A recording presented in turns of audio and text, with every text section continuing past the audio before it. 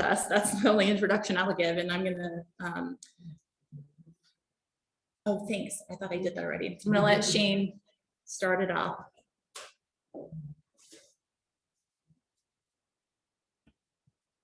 Yeah, sorry, trying to get the oral feedback here.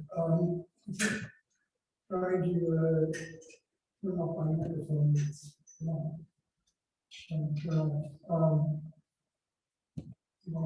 Is your microphone on still? Or? If I had it on. All right, go.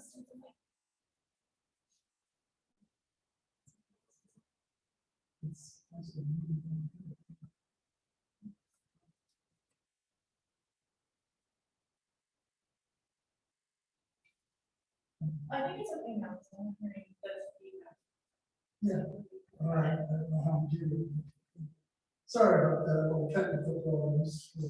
We're going to have to go along still. I'm Shane Sutherland. I'm the chair of the Greater Parkhill Community League. Welcome to our meeting. It's nice to see some people, real people, in the room.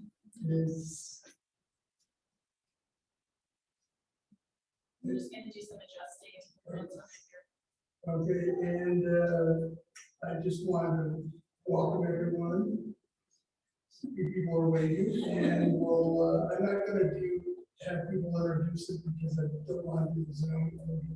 That would be crazy. So I'm going to, I think for the next we have Officer Murray, or is he on the call? I don't see.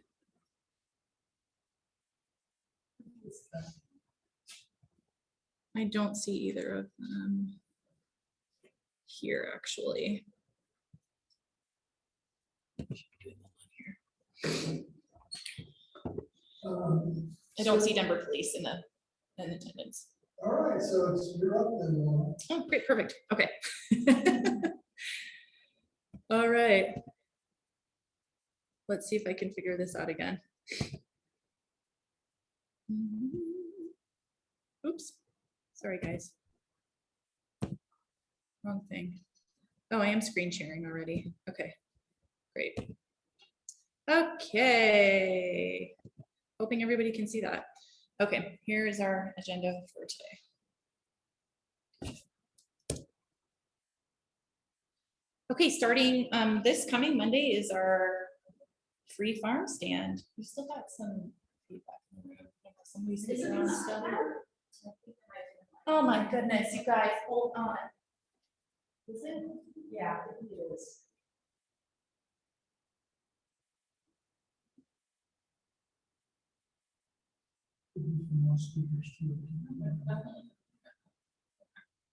Minor oversight, sorry. Our annual free farm stand begins on Monday.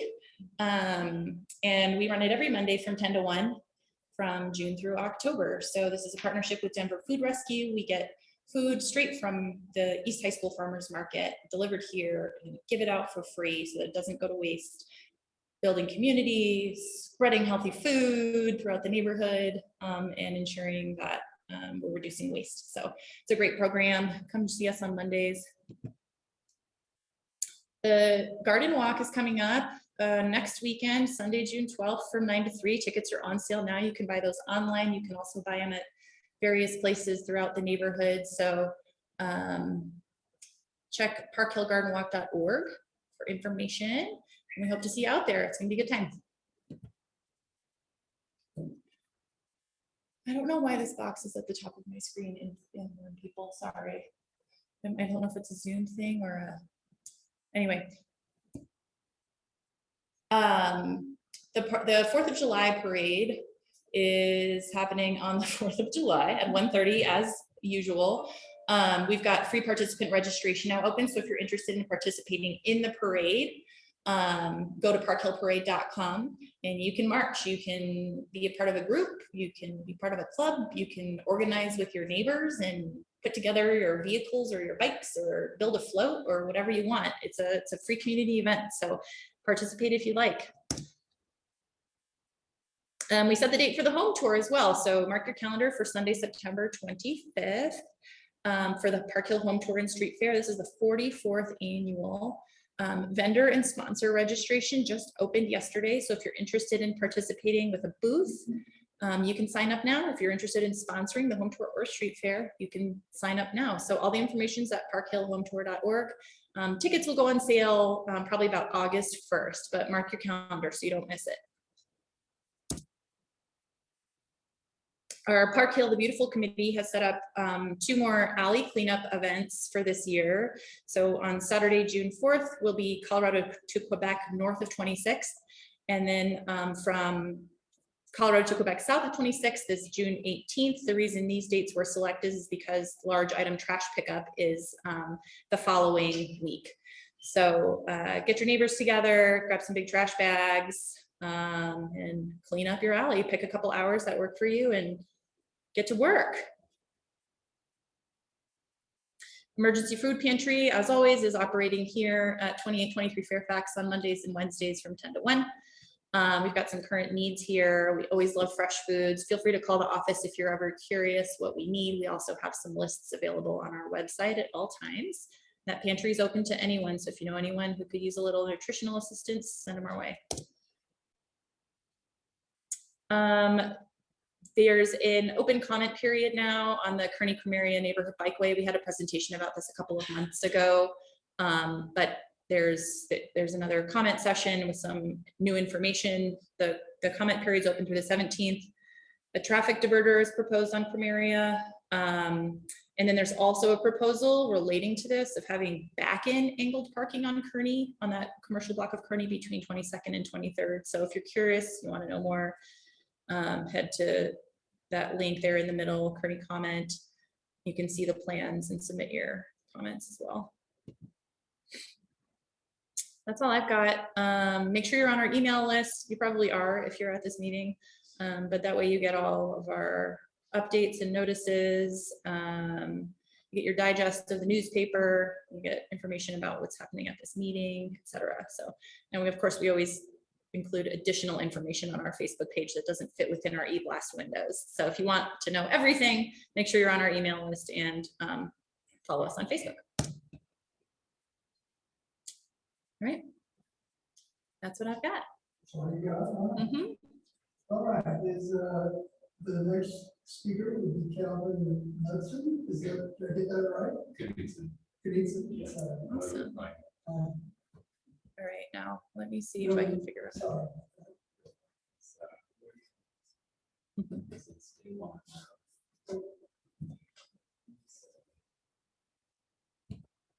Let me stop my screen share here so that you can. Oops.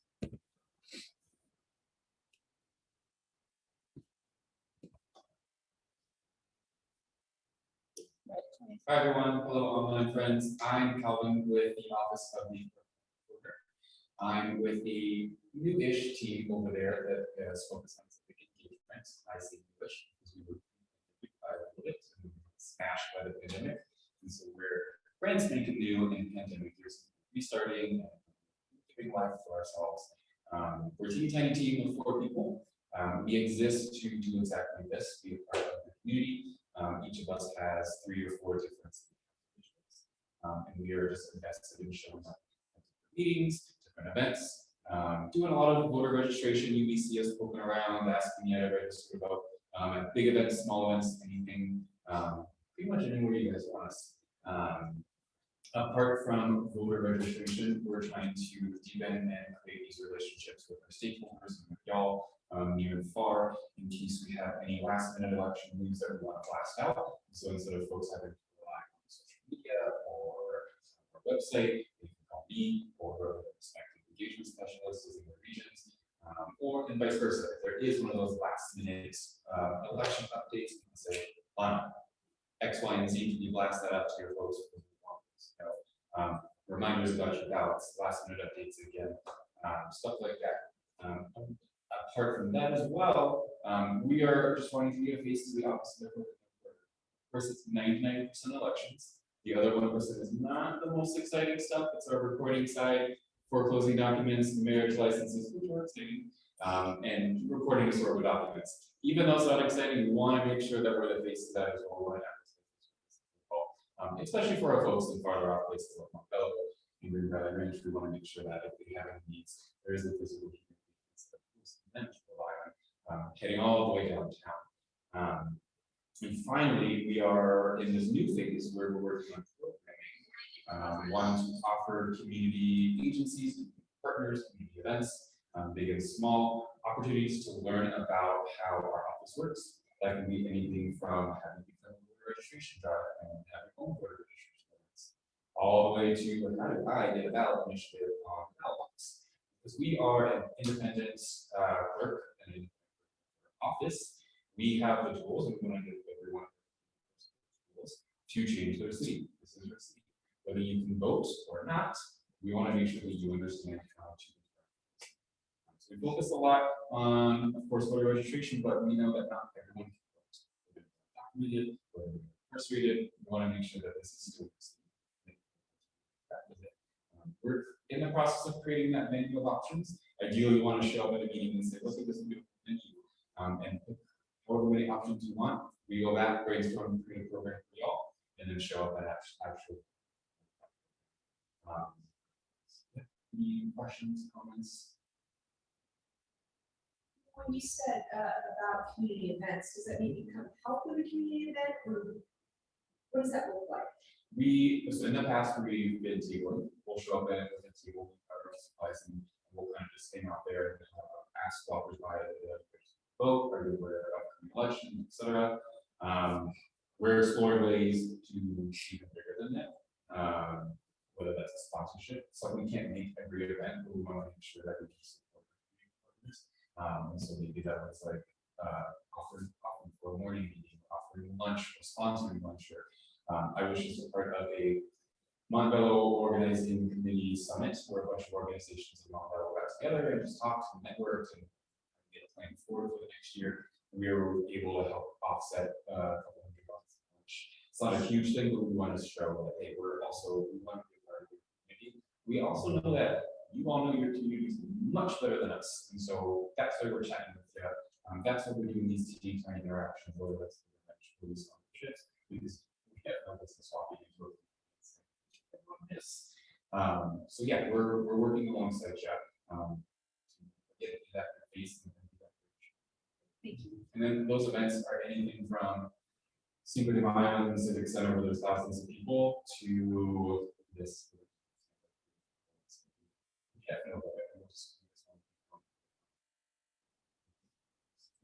I had a question about, I think the last time we heard from the coroner, there was a thought about having some kind of fact checking going on pro and con arguments that are presented with ballot initiatives. Do you know anything about that, or has there been any more activity on that? I haven't heard anything about that. I'm so new to this role. I know that sounds like a big part of our ballot access modernization committee, which is a committee of community members, council folks, and of course clerk representatives and the clerk himself to look at the ballot. How does someone get on the ballot, especially as Denver has exploded over the last 10, 15 years, and kind of tweak things.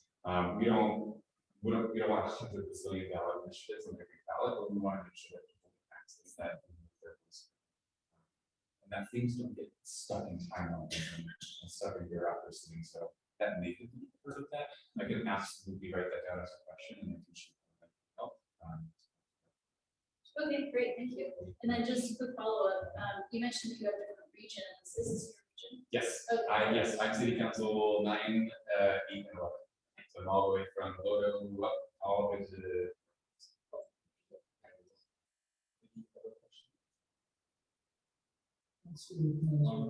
all right, then one last reminder, of course, we have an election coming up. Something exciting one. We have a primary coming up. Governor's running, of course, primary. We got some state senators up from primary. So ballots in as soon as possible. It helps us count. If there's any mistakes in your ballot, that helps us cure and figure that out with you. We have a huge system. I'm social worker, and I've been home since the last 5 years. Watching all this happen, let me tell you, it's mind blowing. For a city of over 500,000 registered voters, it's absolutely stunning. So if everyone put that into the report, you can actually reach out to me. Because, if you want to be a part of elections, become an election director, let me know.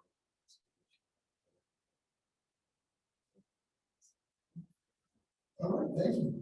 Thanks, You Cal. all appreciate you coming here. Dylan, I think you're up next. I believe Dylan's joining us online. via Zoom. Dylan is online. Hi, everyone. Dylan from Del West. Yeah, so my name is Dylan Huey and I work at Del West Development. I'm joined by my two colleagues. Dylan, hold on, Dylan. Sorry, hold on 1 second. This might be my issue, not yours. Shane, what's the last name?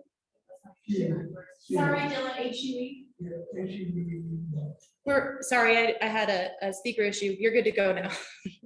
Okay, I'm Dylan Huey.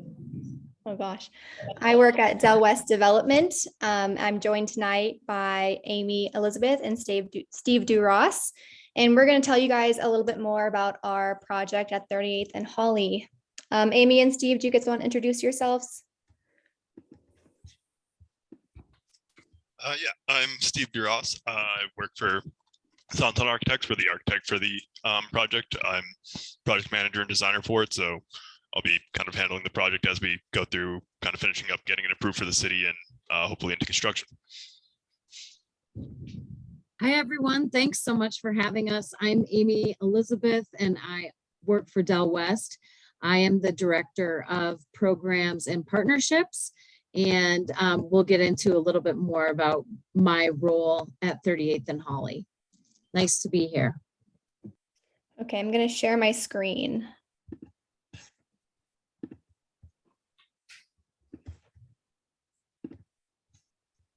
Can you guys see that? Okay, awesome. So I'm going to give you guys a rundown of the project, and then at the end of these slides, we can do a Q&A. So the 38th and Holley Apartments are going to be a 253 unit affordable multifamily project.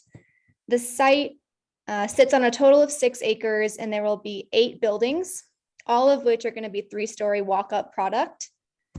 A major component that went into planning of this project was that there was a major lack of 3 and 4 bedroom units, affordable units available in Denver. So we really wanted to be family focused and bring that to the area. We plan on being family focused and thoughtfully programmed to accommodate the large number of 3 and 4 bedroom units that we're going to bring to the market. And wanting to be as inclusive as possible, we are using the average income approach, meaning that we will have a full spectrum of residents at different income levels living at our property. And I'll get into that a little bit more farther down. So here's the site plan. It's going to be 8 buildings with the dynamic clubhouse right here that Amy's going to tell us about. And in this little multicolored portion, we're planning on having a community garden and other outdoor interactive activities. So Amy, I'm going to go ahead and pass it to you, but I just want to make a note that this clubhouse right here is going to be an indoor and outdoor area for the residents to utilize. So Amy. Thanks, Dylan. So my job at Del West is really to plan meaningful programs for our residents, and those residents are at all of our properties and all ages. This summer, and a lot of my the programming that I oversee, we focus on our families in our affordable multifamily properties. And so 38th and Holley will be just that. And with the need for childcare, we're hoping to put in and we're planning in the clubhouse. Dylan, can you move that to the next slide? Thank you. So in this clubhouse, we're kind of reconfiguring the, let's see, the right side of the screen. Yes, this back area to be an educational facility for our resident, our baby residents. No, not really babies, but our little ones. So we really, Del West is a different developer in that we survey our residents and see what kind of programs are needed or of interest. And at some other properties, we've gotten very clear feedback about, child focused and child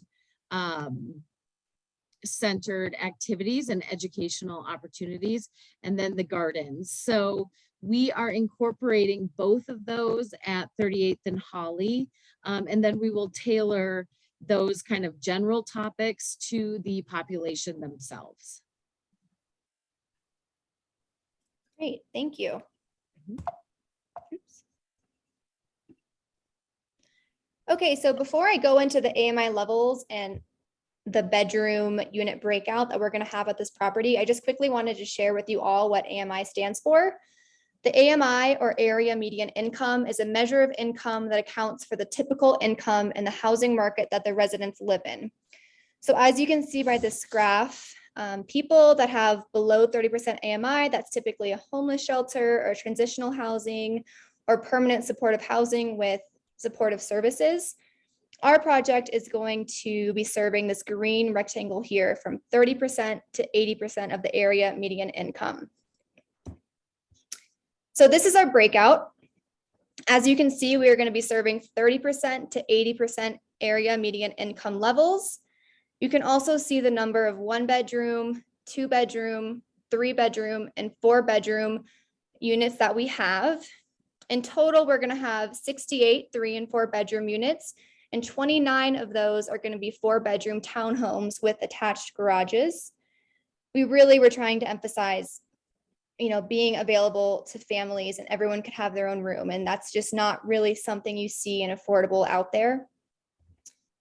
And then just a note that I have, that to ensure that the housing is available for low and moderate income households, affordable properties must adhere to the rent and income limits that HUD, or the Department of Housing and Urban Development, puts out every year. So they put out a chart with the income levels and the AMI levels, and that number is how we choose the rent prices. So it's by HUD every year, and that's kind of how the prices go. And you can just search rent and income limits online, and this graph will pop up, and you can go down to your county and follow along the lines to see what these rental prices will be. So that's really the quick rundown we have of the property, and we're going to field any questions you guys have. Dylan, before we do that, could you go back to the site map? Yep. So there was just a question about, okay, so the clubhouse, can you just point out that that view that we were looking at with the indoor-outdoor clubhouse and where that, yep, thank you. Right on this corner.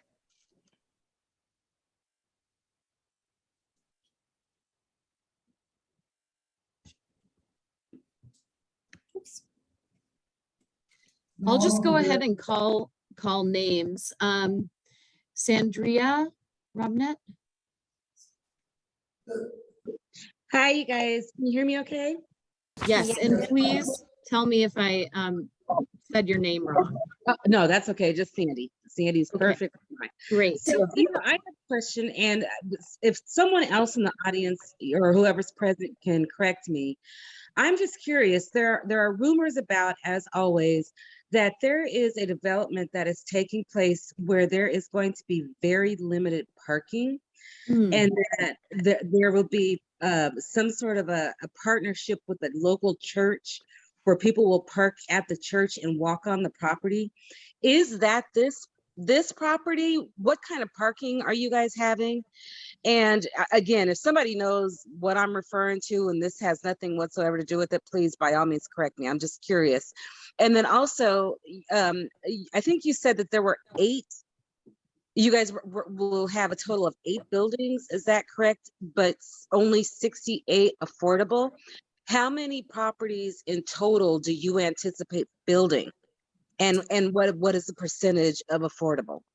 So it's going to be 100% affordable, and there will be 8 buildings. They're just 3-story walk-ups.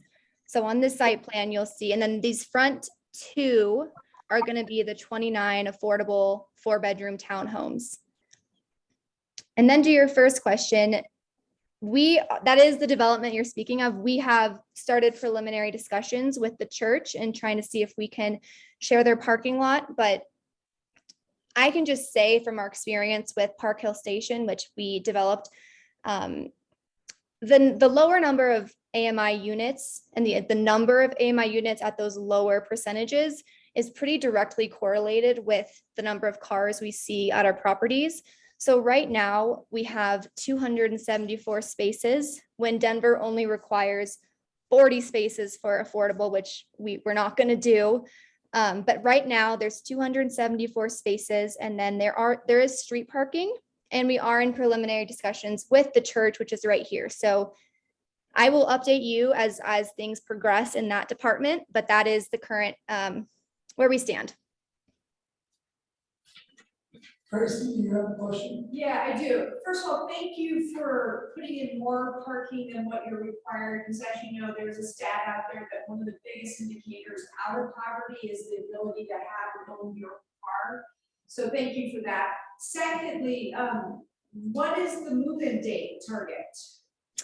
We are planning on beginning construction end of third quarter or early fall is when I would say. There have been a lot of delays with the Denver reviewing department, so it's kind of, we're at their mercy, but I would say early fall would when we begin construction. And then Steve, do you know how long the construction would be? I know we had put it in our contract originally, but I would say probably somewhere around a year and a half or so. Probably seems about right for this. That sounds maybe right. Yeah. Maria, you have a question? Yeah, I have a couple of questions. This is Maria Flora. Thank you for being here. I have two questions. The first is, how many residents you anticipate for the 253 units? So for the 253 units, that would be 514 bedrooms in total. Of course, with the 4 bedrooms and 3 bedrooms, you're anticipating more families, so not each of them are going to have a full car to each bedroom, but you will have some that you're kind of anticipating the double up situation on there as well. All right. And then my second question is the size of the green space that's planned for the 6-acre tract.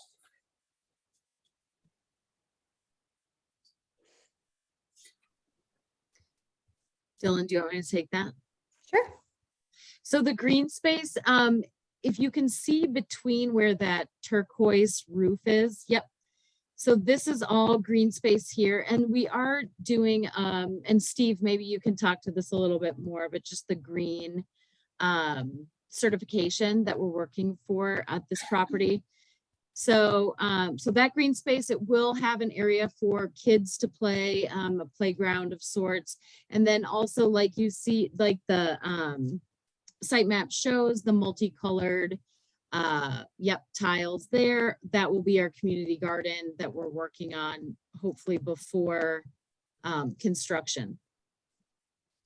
Yeah, and so all of these open spaces together, they make up a little over 10% of the site we have on here. And they'll be dedicated over to as sort of permanent, publicly accessible open space. So that's about 25,600 square feet. So pretty good size of it. Most of it's concentrated in between those 2 buildings to kind of give a bigger area to program. But then we also have the smaller ones that are kind of spread around the outside that have smaller bits of programming that I think those ones are still a little bit more up in the air versus the larger programming. But the idea is that they will be these sort of pockets of accessible open space that are kind of, as part of the project, they're dedicated to be permanent public open space as well. Thank you.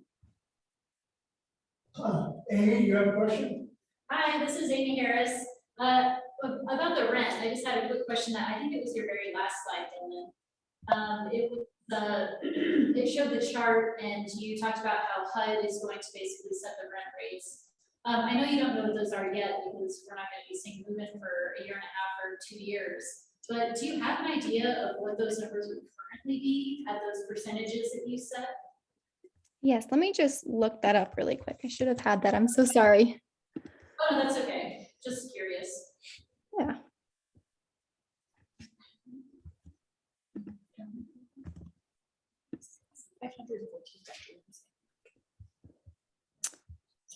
Okay, so probably looks like. I will share my screen so you guys can see what HUD has put out.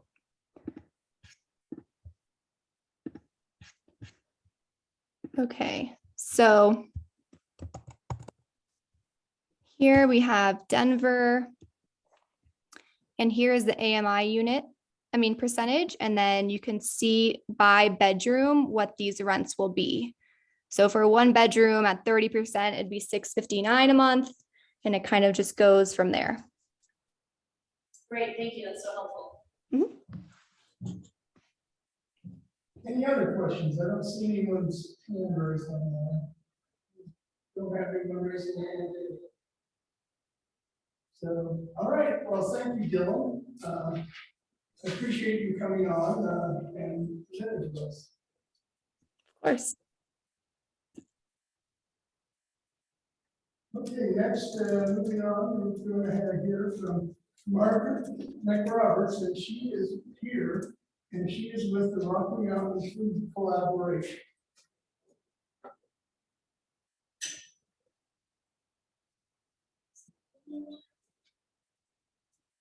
Hello, everybody. You could. Okay, I don't have a fancy PowerPoint. I see a few of you online, and then Maria from when I presented to the Northeast Park Hill Coalition, and I'm sorry I didn't bring the PowerPoint. I had an incident with my son at his school today, and I'm a little discombobulated. So I'm going to do my best, and so I'm sorry that I don't have the PowerPoint. But I really wanted to talk to you about a project that's been happening for about 2 years.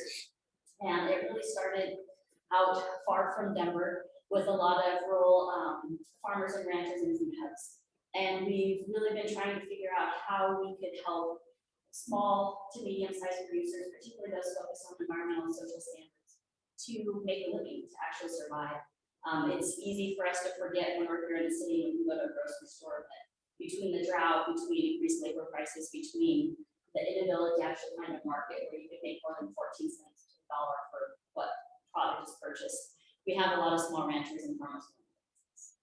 And so having lived on the western slope, having had organic beef orchard, my husband and I are one of the stories of how we did make it. And so coming back to the city, I just started talking with food system folks, and over time, 2 years later, we've come up with an idea that we feel is going to not only help with the rural and urban producers, but also with all of the city folks who want delicious food. And so our first pilot project, we're hoping to have it in the Northeast Falls. We're getting really close to being able to secure the property, hopefully. Union Baptist owns the land that we're looking at, and then there's also another person. And what we'd like to do is create two sort of, I guess, things that would work in tandem. So one would be a neighborhood public market, and our idea is to have these spread throughout the region. So there's 2 other areas that are working for Grand Junction. The city is really supporting the one at Grand Junction. They are in the process of doing sort of a tandem feasibility study and starting a business plan. And our hope is that we'll have a collaborative grocery store in there. And then Carbondale is also looking at a project and we're partnering with them. But this would be the first one in Denver. And the idea is that each community would own the public market. So we would bring back the way we used to have these public markets that were owned for the community good, where producers would come and then folks would gather. But what we are changing is instead of having individual farmer booths and rancher booths and cut facilities, we're going to have one grocery store that will be cooperatively owned by farmers and ranchers and the employees that work within it. And we'll have a cut facility. A cut facility is basically where you would bring a carcass, whether it be whole or cut down into what's called primals, and it would service a butcher counter. So getting rid of the packaged meat that we have. There's a lot of, if you look at the meat supply chain, there's a lot of environmental problems, and there's also a lot of social problems. And so we want to eliminate that. We want to kill the animal at source, and then bring it in here and have the cut facility and butcher counter. And with that, we would also have a deli, full service deli, and we'd also have wholesale contact. Our focus is to have predominantly local food, but we know we also want to have things like olive oil and lemon, and we've heard from community members they'd like to have fish. And so our idea is to really start pulling together what inventory the greater Park Hill neighborhood was like, knowing that essentially we want it to be owned by the Northeast Park. And so within the public market would be businesses that folks around here in Northeast Park predominantly are interested in having. So we have a survey put together, and we also started conversations with the Center for Community Health and the Northeast Park Hill Coalition, and had a meeting with Martha Cobb, who's part of the city, as well as the community. And so we're just really trying to bring all the community members together to hear what they'd like, and ultimately find a nonprofit that wants to hold the key to that public market. And the collaborative, as farmers and ranchers, would rent space either with the collaborative or across the street for our store. And on the back end, there's a whole lot of other fun support, network, connector pieces for farmers and ranchers and food hubs. And that's just really linking all of the great work that's already happening and trying to create a distribution system that doesn't rival the industrial one we have now, because we don't want to go there, but that makes it possible for us to bring some of the costs down, and so that each producer isn't trying to buy their own van and go to their own farmer's market, so on and so forth. So there's a lot on the back end. There's also a lot of support for transitioning to more regenerative practices and then social practices. So I hope that was a good overview. There's so much in it. I'm going to stop and just take questions. And then I'll try to see if I can figure out how to pop up my survey, because I'd love to have everybody start filling out that survey. Any questions? John has a question. I have a question. There was a food collaborative that sort of started and puttered out 5 or so years ago when Stanley Marketplace was being built that I was like a member of. Is any of this group from that group? Is there any synergies there? No, what I did do was reach out to people that I could find about Nourish, because I was so interested. I remember seeing the sign. And we're going to be quite different in the sense that it is a cooperative market, but it's not a consumer cooperative. So this would be a cooperative that's employee owned and farmers and ranchers. And it gets back to the idea that the only way we can get the good price back to our farmers and ranchers is if they're part of the entire supply chain.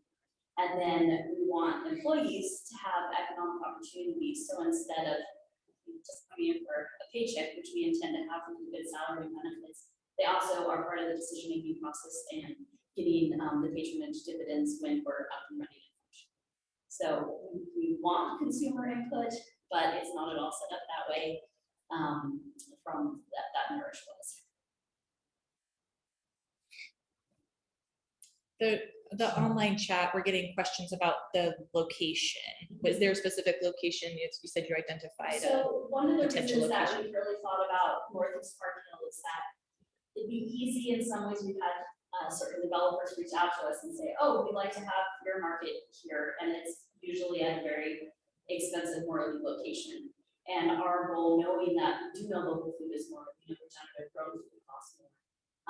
But we think that we can position it in a place in between affluent and less affluent, so that we can solve problems for communities that are experiencing food desert or inability to access local food, and at the same time keep it financially viable. So we're kind of trying to, it feels like we have one extreme where it becomes this very expensive niche product, and then you have another extreme where local food is tried to be started up in areas primarily just from grants. And so we want to do the in-between. And so we started searching in Denver, and I just live up the road, 22nd Locust, and then Alicia Boyd goes to church in Northeast Park Hill. And so a lot of our team members, Krista Roberts, who's with Slow Food Nation, so those work for them, lives in this neighborhood. And so we're just like, you know what, would be great, like the Greater Park Hill would really support this, and there's also a huge need. Yeah, I think you're spot on that, and the area you're picking does help solve a food desert issue, and certainly hope this happens. I hope so too. Our goal is to really have the economic opportunity be the focal point, and so, like I said, we really want to try. Are there chefs right now that have food trucks that want to get into a space where they can have low, stable rent, and then know that people are going to move? We want to set up, which has become really common, but an incubator space, so that we can find a nonprofit. And we've already talked with some. We don't have one for certain, but a nonprofit that can just really using that to provide training and entrepreneurial opportunities.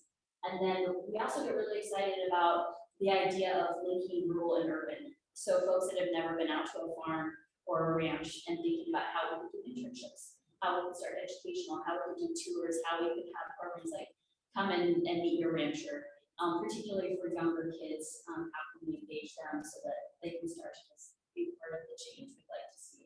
Yeah, and I work in the medical field, so he says that the word is rural community. And we are really just, that whole shift is finally happening now. We understand inclusions, including our rural partners and all of this. So that's true.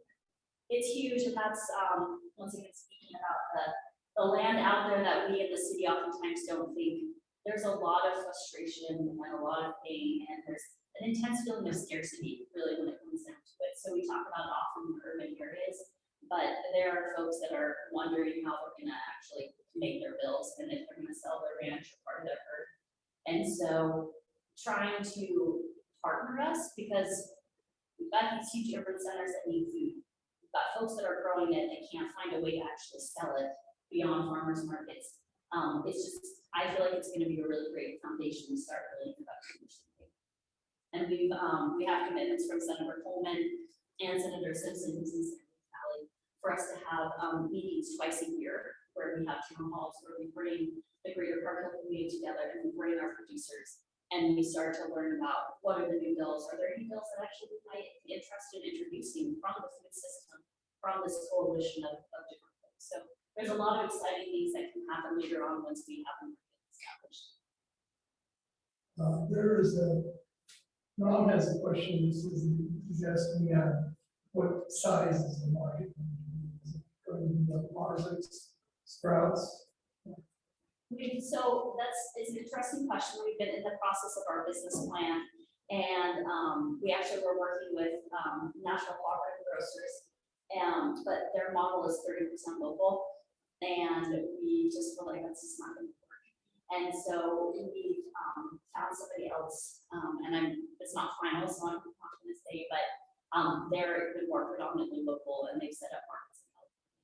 And so we're moving with that. And the square footage we've been looking at, considering also too, this will incorporate a cut facility. So we're going to need to have cooler space. It's going to have to be USDA certified, so we'll need a little office for that. Anywhere from 8,000 to 10,000 feet for the store. And then the market, we really have to get together with the community, because we don't want to be making those decisions as farmers and ranchers, or me as a whatever I am. And so the idea is for us to keep having conversations and figure out, do they want 3 restaurants? Is there 4? Do they want a baker? Is it more of a focus of having just a good market and then, you know, like the Ethiopian spice shop or soul food or barbecue? What does the community want? Do they want a bigger meeting space? We'd love for it to be indoor outdoor. So we could also build around the Northeast Holley Square. There's so many great things happening there. Rec center events, people coming and going. And so our hope is that we can figure out how this can really sort of catalyze the community, not just Northeast, but all of it. So the idea that you could head out there, like a lot of public markets, it's a meeting space. And so we've really tried to model it off of Montreal has 15 public markets that are spread throughout their city. And so we're spinning that, because once again, we're not doing the farmer boots, we're doing the grocery store. But still that same idea that each neighborhood is going to have owned by them, but it's a focus of local. No, you have, but I'm not sure I understand all your questions. That's fine. Yeah. So, I mean, somewhat a comment, somewhat a question. I think you answered one of them. So I was asking kind of size, square footage. You know, it partly just because I'm kind of curious, like I'm thinking of potential real estate options in the, you know, greater neighborhood. You're thinking, like, it sounds from what you're describing, probably new build versus like, or are you seriously considering like trying to find some existing property? You know, either way, I love the idea. I think, as I heard Tracy or someone mention, this would be a great, you know, this would be a great, you know, thing for the neighborhood. And then in terms of like partnerships, again, it sounds like you're talking to lots of folks. One that potentially comes to mind that seems sort of an obvious one, perhaps, is the Well Power Old DHMC at the Dahlia campus and their farm program. Obviously, they're a nonprofit, so I don't know if they're looking to, get into this sort of partnership, but yeah. Anyways, just some comments / questions. Thank you. Yes, and I guess I should also say too, I'll talk some, I don't know how much time I have, but I can talk some about the partners we have right now. And I just want to open it up to that we would like as much help as we can get. It's a big undertaking, just even thinking about what we're trying to accomplish in the rural areas to what we're bringing in here. And so we actually do have a spot of land that we really like. It's where Mike Johnston's campaign office used to be. We have been in conversations with the Baptist who owns it. And our hope is that, I actually need to reach out to her again. Our hope is that we can start a contract, agree on a price, and have that just nailed down. And then the mechanic shop across, that might be a potential. And so we talked about if we're only able to secure the one piece of property, would it be a 2-story? Is it 1-story? If we were able to do both, and once again, nothing's been said about the other one, so I don't want to, we're not committed or anything. But the idea would be we could have our market on one side and then the public market on the other. And that might be easier knowing that we're going to be bringing in other purposes to work in the facility. And then as far as partners, so we've been funded for 2 years by the Gates Family Foundation. And it's been so supportive. And the project is through the cooperative developments of Iraq. And it kind of tagged off of a project they were working on in 2016 to build capacity with the and on our steering committee, we've got the conservation manager for Audubon Society, which has been really helpful.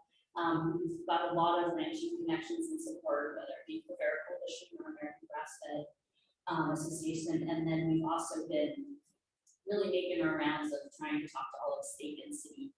And so we're trying to just kind of, I guess, get ahead of the game, get the regulations figured out to make sure we have the right people at the table. We've been, another person on our steering committee is a woman with Mama Tita from New Mexico. So that's one of the only cooperatives that's actually been successful in our Rocky Mountain region. And so she's been really great in talking to us about projects and different ideas. We're also hoping to pull in a network that's called Soho Virtual Market, which is in the Colorado Springs area. And our manager there who's on our steering committee started this during the pandemic. And she has a lot of producers that would love to sell in Denver. She gets tons of calls all this time. Hey, I'd like to buy your products in Denver. It's just like, it doesn't make sense because we drive so much. So I feel like I'm forgetting some. There's a few hubs that are all ready to sell into the market. We're also trying to work on figuring out how to increase pasture poultry, because that's the one need that we're concerned that we have enough supply for. So yeah, there's a whole bunch of projects and partnerships, and ideally, we've been trying to find funding to actually build the building from a few different places. The given ones are the state and the city, and then also a good amount of foundations.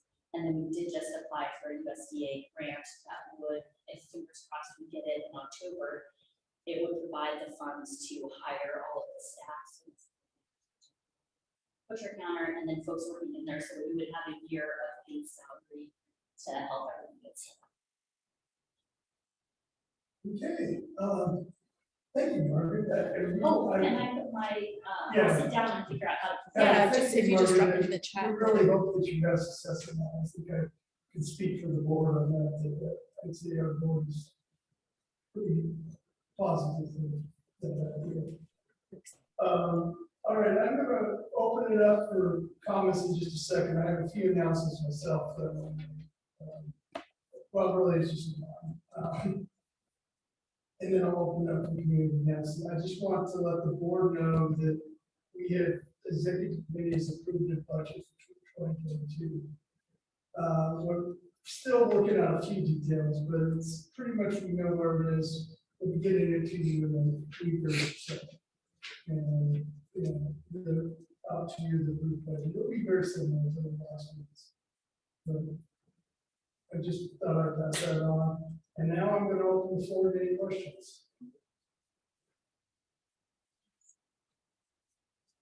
Can I can announce? Sure. Is this the time to do that? Sure, you can do this. Okay. And I think Brenda will also be making an announcement on behalf of our blocking committee, but Greater Parkville will have a table at the City Park Day Ice Cream Social on Friday. It starts at 6 o'clock and the ice cream will be served until it's all gone. The Denver Municipal Band will be playing from 6:30 to 7:30. And so I hope we'll have a good turnout. It's going to be a really fun event. You can get your garden walk tickets at this event. So I know I couldn't do that. The other thing that I wanted to let you know is that our Adopt a Flower Bed program, which we're doing in conjunction with the City Park Alliance and City Park Friends and Neighbors, has amassed 50 volunteers for this season. That's more than we had last year. We're gonna have a great year. We're also gonna try to have a little video of our activities last summer at our Greater Park at the Ice Cream Social. And you still have a chance to come to the orientation if you want to sign up. It was canceled for rain on Tuesday and it's been rescheduled for 5:30 p.m. on Wednesday, June 8th at the City Park Pavilion. So come and sign up. And you won't need to bring your trowel on the 8th, but you'll need a bunch of fabulous volunteers. Okay, thank you. Just to tag on to Maria's report. Hi, everyone. This is Brenda. So I know a couple of you volunteered to help us out tomorrow. Hopefully it won't rain. So we'll see everybody who's volunteered at 4 o'clock tomorrow at the pavilion. The other thing, our outreach committee, just I'm going to say this every meeting, so you'll get sick of it, is we are getting very close, thanks to Jackie's work and Maria, to really identifying blocks that don't have block workers. And it's, you know, it could be more than just delivering the paper. It could be, you know, the person, you know, it could be, you know, more than that. But we really have a lot of blocks, and it's not in North Park Hill, Northeast Park Hill, South Park Hill. You'd be surprised at the number of blocks that don't right now get the paper. And so I'm going to ask again, anybody who would like to volunteer to take on a block. Maybe it's not your own, maybe it's just a block to the east or west, north or south. We can get you a couple blocks easily, and just let myself or Maria know. So thanks a lot. So keep it in mind. Thank you, Brenda. I don't see any comments here. I don't see anyone's hands up. Do you?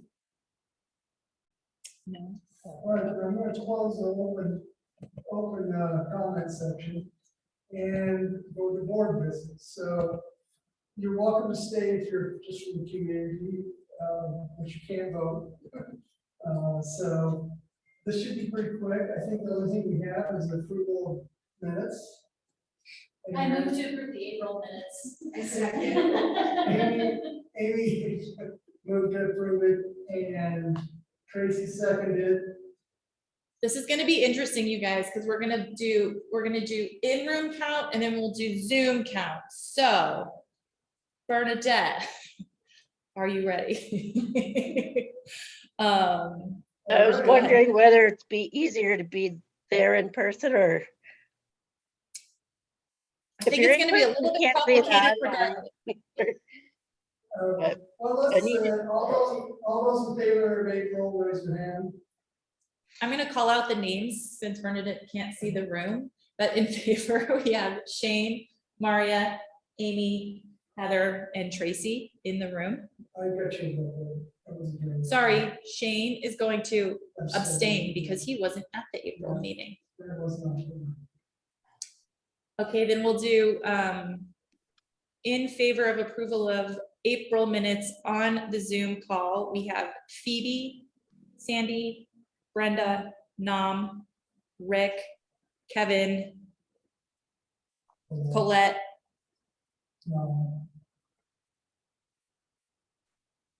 Did I say Nam? I think that's it. I'm in approval. I don't know if you can see my little thumb up there. Yes, we got you, Colette. Okie dokie. How many is that, Bern? Heather says 12. Is that what you got? It's too hard for me to do this and call out the names at the same time. 12 ayes, 1 abstention. All right. The goal is approved. I assume no one's voting against it. Oh, yeah. All right. Thank you. I have May minutes as well, Shane. And now, I know. Okay. Now, May minutes? I moved to, yeah, we're in June. I moved to approve the maintenance. Yes. I'll second. All right. That was Tracy that moved to approve the meeting minutes, and Maria seconded. All those in favor of approving the meeting minutes, raise their hand. Okay, now we have Shane, Amy, Maria, Heather, and Tracy in the room. Online, we have Brenda, Nam, Rick, Kevin, Colette. Anybody else? Hang on, let me check the chat really quick. Eek. Please hold, please hold.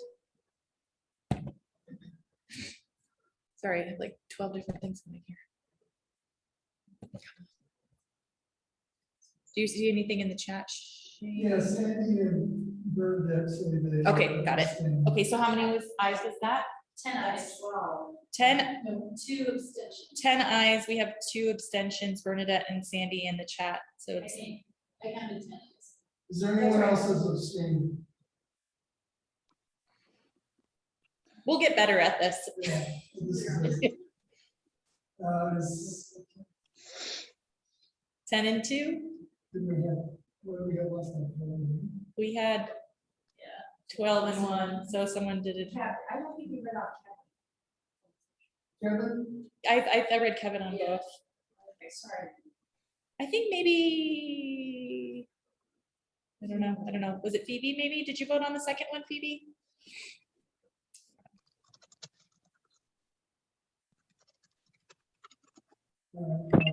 Yeah, I did. Oh, okay. I think I didn't count Phoebe in the second one. So it'll be 11 and 2. So yeah, 12 and 1 on the April minutes, 11 and 2 on May minutes. All right, that's approved. And that was our meeting. Oh. No, I got nothing. All right, that's it. Thank you everyone for attending. It was a good meeting. It was nice to see people in person. Thank you. Thanks for your patience. We did it. Yay. Yay! Hey, do we Thanks, have a July meeting? We usually don't. No, we do not have a July meeting. There's no July meeting. Cool. We'll see everyone in August. Thank you. Have a great summer, y'all. Yeah.